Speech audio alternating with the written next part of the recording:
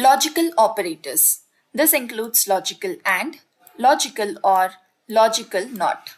We have three variables x, y, and z. The AND operator returns true if both the operands are true and otherwise it returns false.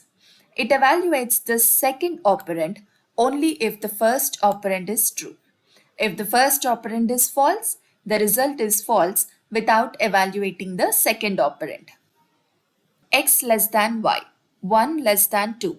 This is true. And y less than z, 2 less than 3. This is also true. So the result would be true. X less than y is true. So it goes to the second, y greater than z, 2 greater than 3? No. So the output is false. The OR operator returns true if at least one of the operands is true. Otherwise, it returns false. It evaluates the second operand only if the first operand is false. If the first operand is true, the result is true without evaluating the second operand.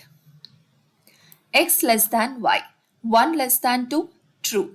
So the output will be true. It doesn't go to second operand. X greater than y, 1 greater than y, no, this is false. So it goes to the second operand. Y greater than z, 2 greater than 3, no. So the output is false. The NOT operator is a unary operator that negates the truth value of its operand. It returns true if the operand is false and false if the operand is true.